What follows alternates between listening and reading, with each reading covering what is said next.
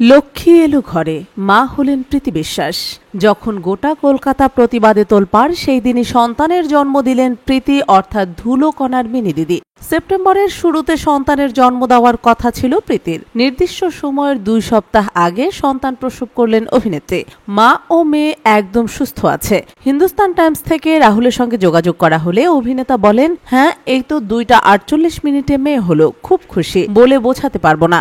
ইতিমধ্যেই মেয়ের ঝলক দেখেছেন রাহুল, তবে কোলে নেওয়ার সাহস জোগাড় করতে পারেননি। বললেন, ওরে বাবা, বড্ড ছোট তো, আমি এখনো কোলে নেইনি।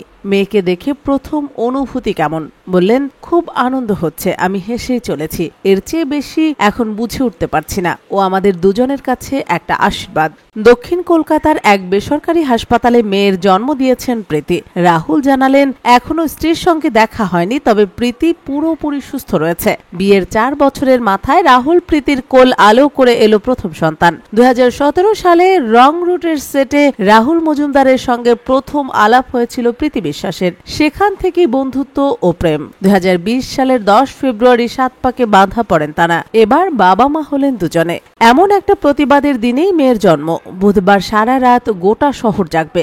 একরত্তি মেয়ের মুখের দিকে তাকিয়ে বাবার চোখে একরাশ স্বপ্ন, ভালো মানুষ হোক, স্বাধীনভাবে এই দেশে চলাফেরা করুক, কোনো কিছু চাপিয়ে দিয়ে নয়, ভালোভাবে বড় হওয়াটাই বেশি গুরুত্বপূর্ণ বলে জানিয়েছেন রাহুল। মা ও মেয়ে দুজনেই ভালো আছেন বলেও জানিয়েছেন রাহুল।